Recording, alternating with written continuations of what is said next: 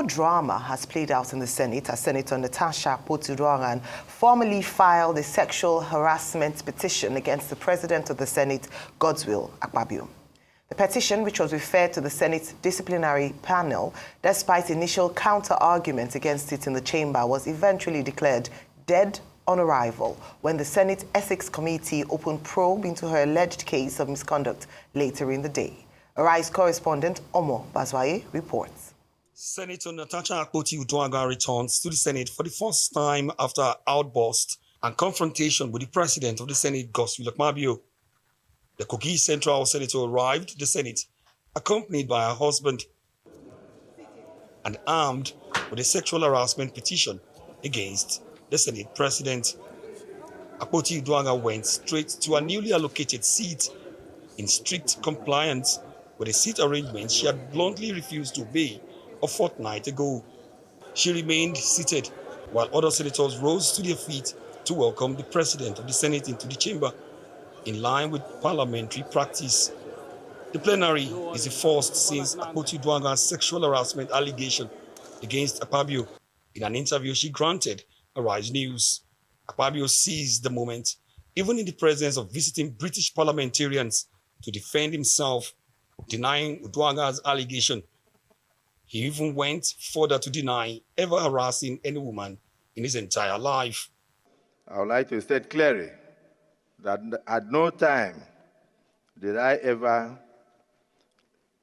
attempt any sexual harassment on the said distinguished Senator Akpoti-Uduaghan or any other woman for that matter. Akpoti-Uduaghan quickly raised a petition almost as soon as Akpabio had finished talking. She came on Order 40, insisting on the weighty allegation against Akpabio. The petition is in my name against the President of the Nigerian Senate, His Excellency Senator Godswill Akpabio, for sexual harassment, abuse of office, and malicious obstruction of my legislative functions. Akpoti-Uduaghan's petition was granted by Akpabio, a move that Chief Whip Mohammed Monguno quickly countered. The Natasha's petition was defective, as the matter was already in court, and that the petition violated Senate standing order that no senator can submit a petition on his or her own behalf. We gave ourselves these rules in order to regulate our proceedings. Any deviation from these rules in guiding our proceedings is an invitation to chaos and anarchy. And as such, the Senate will jealously stamp its feet with a view to jealously guarding and protecting the sacred provisions of our rules. To save a petition, Uduaghan resorted to Order 10, alleging that the attempt to refuse a petition is in breach of her privileges.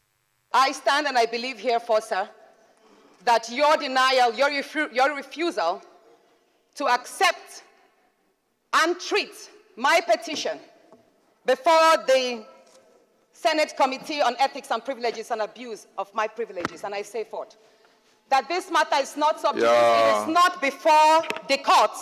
The matter before the court is on the defamation and cyberbullying statements made by your special assistant on new media, Mr. Patrick Conform, who addressed my decent outfits as transparent, thereby depicting that I walk sedulously and naked to the chambers.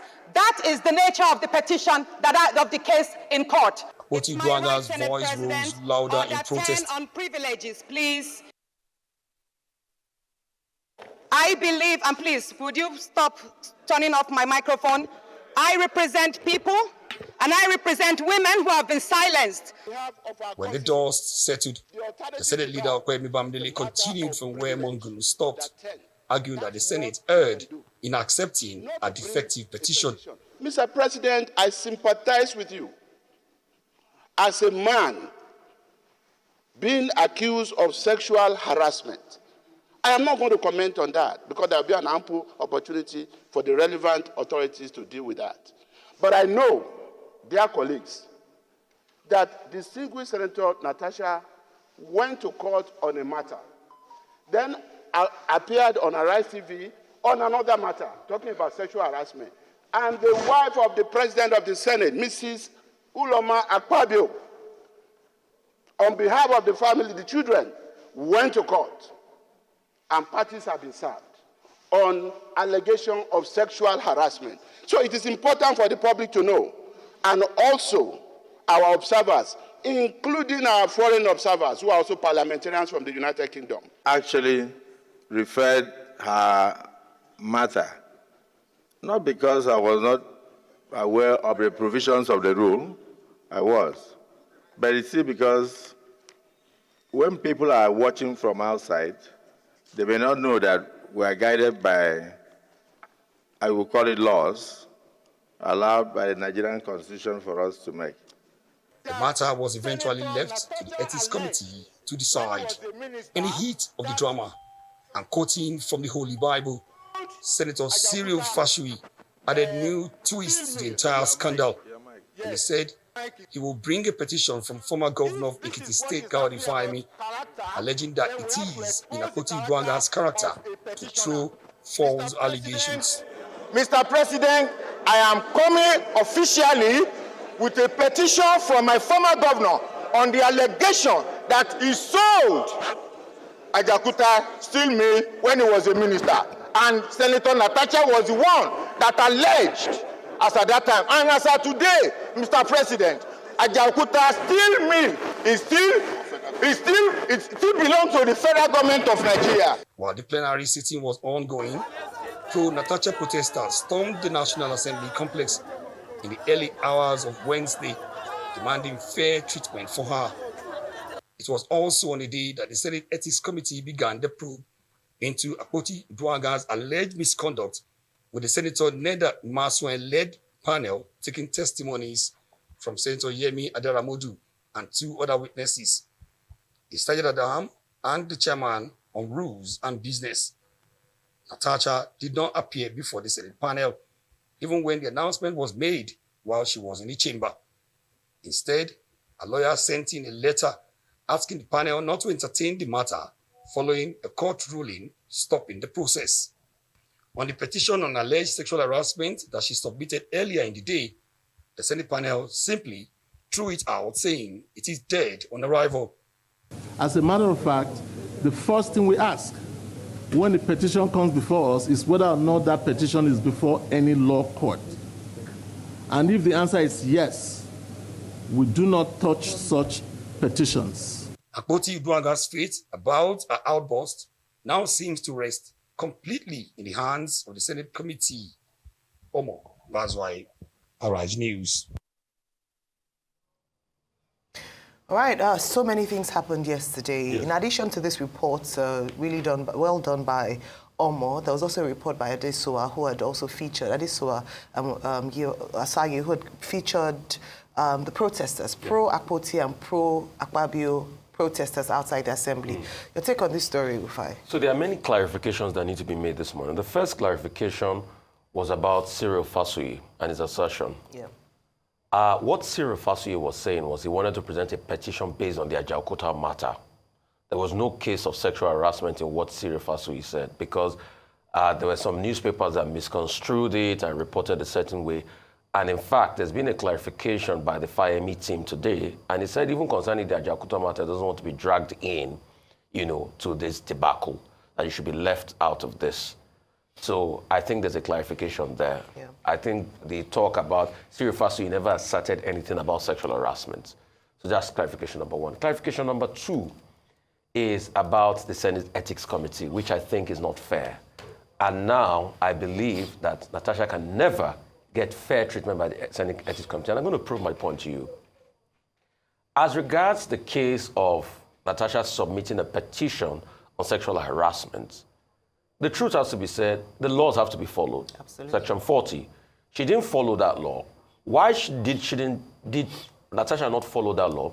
Also because there's no senator, and I repeat, they can correct me if I'm wrong, willing to take on the fight and help her in submitting or co-authoring a petition against the Senate president.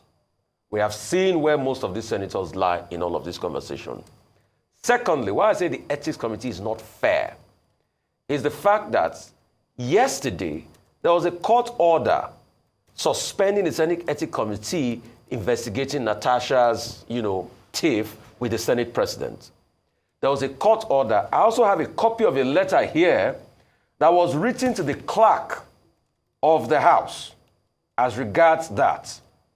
And guess what the Senate Ethics Committee did? They ignored the court order, they violated the court order, and went on to hold the hearing as against the court order. When it's now Natasha's petition, they keep insisting that the case is in court. With due respect, there's no case in court. What are the cases in court? Number one, case of defamation against Patrick Mfon. Secondly, the case filed by, Mrs. Unoma. And the third case in court is the motion that she got as a court injunction against them sitting the Ethics Committee, prevailing over a case and calling out for investigation. So those are the ones in court. But this sexual harassment claim, no. The case of even Senator Godswill Akpabio's wife, Senate President's wife, is a defamation case. So it's not a substantive case against, sexual harassment. So let us clear that. In one breath, the Senate Ethics Committee can ignore a court order and a case already in court. But they're also citing that a case is in court, so they don't want to take on the petition. I think Natasha should find some way to represent this petition, because if we want clarity as regards this matter, investigation must be had. Nobody is saying Akpabio is right, Natasha is right. We must just investigate the case. That's just what my point on this. Okay, let's look at the basic issues here. I think yesterday was a pivotal moment for the Senate of the Federal Republic of Nigeria, and by extension, the whole of the National Assembly. For the first time since our return to 1999, we have the chairman of the National Assembly, the number 3 citizen in the country, being accused in open plenary of sexual harassment. And what even makes it more sordid is that this was done in the presence of a UK parliamentary delegation led by Kate Osamo, the MP for Edmonton, who was there along with other parliamentarians. I think those British parliamentarians must have been shocked. They must have been asking Kate Osamo that, is this how they operate in your country? So it's exposing, the Nigerian National Assembly to ridicule. And this is why I agree with Senator Bukola Saraki, former Senate President, that the main issue should be the integrity of the National Assembly. The integrity of this National Assembly has been dragged so poorly on the streets of Nigeria that yesterday we watched the spectacle, the Nollywood type style, engagement of sponsored hungry Nigerians. One party carrying placards and banners, in fact, designer banners, supporting one side to the argument, the other side supporting the other side. I think it's very bad optics, and that the National Assembly is bringing us this embarrassment is to be condemned by every Nigerian. What is the basis of this? The basis of this is a petition by Senator Akpoti-Uduaghan alleging sexual harassment. Now, the National Assembly, the Senate is saying they have their rules. Order 40, sub 4, sub 9, whatever, which they were quoting yesterday. Now, no one should expect that if she or he is a member of an institution, you cannot operate outside the rules of that institution. Senator Akpoti-Uduaghan herself made a point yesterday that she first came to Arise News before going to the floor of the Senate. Perhaps the floor of the Senate should have been the place to start the petition, to start the protest, rather than in the media. After prolonged media trial, you now go back to the original forum, after exposing the institution to abject ridicule within the public domain. That is enough also to annoy our colleagues. But despite that, Senator Akpabio admitted the petition and said it will be treated, referred to the Committee on Ethics and Discipline, upon which Senator Bamidele and another senator raised the point about the rule in the books. The father, Justice Iguatu, Justice Donatus Iguatu, yesterday ruled that that should be suspended. Senator Massin, chairman of the Ethics Committee, made the point that the court cannot interfere in the processes of the National Assembly. There are decided cases in that regard, in that particular regard. So Imasuen himself, who is a lawyer, knows this, and that's why he stood on that, and the committee proceeded to act. 3, on the rule. They said their rule book says that the petition must not be signed by the petitioner. Now, whether, Uduaghan is able to get somebody to support her or not, that's beyond our purview. We cannot go on a voyage of discovery to begin to imagine what may have happened. There may well be persons in that Senate who support her. However, the other point, let me just jump all the levels of analysis, is to say this, that this is a matter of urgent national interest to the extent that the representatives of the Nigerian people have exposed that institution to ridicule. Nigerians want to know what happens at the end of the day. We understand that they have their order book and all of that. This matter can go to the court and all that. One technicality or the other, the matter will be thrown out. The basic issue will not have been addressed. As for the issues about defamation and all that, there's something called res, the main substance of the case. The main substance of this issue is the allegation of sexual harassment. And we Nigerians need to know what is the truth. Is Natasha Akpoti a witness of truth? Is Akpabio himself, who says he was well brought up by a single mother, is he a witness of truth? This is what Nigerians, would like to know. Beyond all of that, I think that the senators, out of enthusiasm, excitement, should refrain from, blackmailing one another and the kind of, personal attacks that they've been heaping on Senator Akpoti. First, we had, she has children from 2 men. Another one, they say, she has 2 children, 1 child, 1 husband. In fact, somebody called me this morning and said, no, it's actually 6 husbands, and 6 children. Now, all of this is immaterial. This is, misogyny playing out, patriarchy playing out. Let them deal with the substance of the matter. How she lives her life privately is not the matter. The matter is whether the National Assembly is an appropriate forum for cocodrie, whereas the purpose of that assembly is for the lawmakers to conduct themselves as distinguished people. If they don't conduct themselves as distinguished people, the electorate should take notice and make sure that they're extinguished where their guilt can be established. And we expect them to conduct themselves as gentlemen, as responsible people. That is our concern. Thank you very much, Dr. Abati. Thank you, Rufai. I don't have a lot to add to this. I think the topic of conversation has been justly dealt with and properly dealt with. But just my 2 cents, just to add to what both of you have said. One is that this is a moment in Nigeria's history whereby we have the opportunity to pivot away from what has been the norm in terms of how women are perceived or how Nigeria is perceived to treat its women and girls. I believe that the distinguished senators in the House, 109 of them, have the opportunity to demonstrate very loudly to Nigerians and the rest of the world that this is where they stand, away from just rhetorics of saying, we're supportive of women, to actually come out through their actions to demonstrate this. This month is International Women's Month, coincidentally, and Saturday officially is International Women's Day, and everyone will be doing the hand sign of progressing or accelerating action. But the most important thing is that action speaks a lot louder than words. Coming back to the situation on ground, what Nigerians are asking for in reality, number one, which is the question I keep asking whenever we have an opportunity to speak to a member of the hallowed chambers, is what is the Senate's stance on issues like this? Forget the actors in this issue. It is, what is the official position of the Senate in this matter? The actions you take therein would then prove to Nigerians whether or not you are for or against protecting the rights of women and girls. Young girls are watching, women are watching, because if it's seen that whenever you bring up a case of or allegation of sexual harassment, your voice will be silent or they'll begin to dig up dirt about you, then it would make more women keep silent and the post or politics a lot more unattractive for girls and women whom we're trying to bring into the play.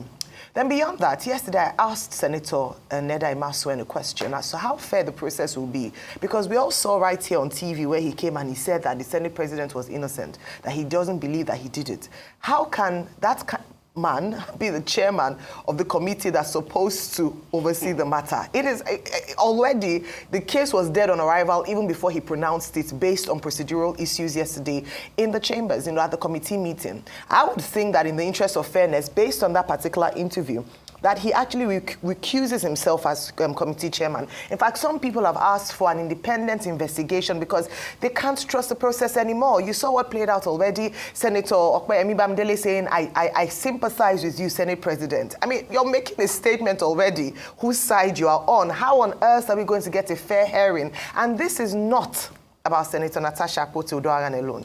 This is her presenting a case that a lot of girls and women have faced at different levels of their careers. And so we need to be able, at some point in our history, begin to demonstrate just how strongly we protect our girls and our women. It's beyond what's happening, and that's why it's true. It's a Senate matter, but it's also a matter that affects all Nigerians. This is an opportunity for the Senate to make a stand and a big impact on that. Let's move on to our next story this morning. The United Bank for Africa, UBA, has celebrated a major milestone with the graduation of 1,138 students from its Graduate Management Accelerated Program, GMAP, cohorts 13 to 16. This brings the total number of graduates from the program to 3,222 since its inception. The graduating class of 2025, including 666 female students, demonstrates UBA's commitment to gender diversity and inclusion. Arise News correspondent Fadeshola Shotinwa tells us more. The GMAP program is designed to equip graduates with the skills, knowledge, and mindset necessary to excel in the ever-evolving financial landscape and drive Africa's economic transformation. UBA's Group Managing Director emphasized the bank's dedication to fostering a workplace where talent thrives, regardless of background or gender, just as the group chairman spent quality time interacting with the graduates. Hard work, tenacity, discipline, those are things I've learned that help me to succeed in life. Be hardworking, be disciplined, be focused, be resilient, try to set goals. And when you set goals, work hard towards accomplishing those goals. It's good to dream, but know that dreams are nothing if you don't translate dreams to action or reality. So that discipline of getting things done, execution, very, very important.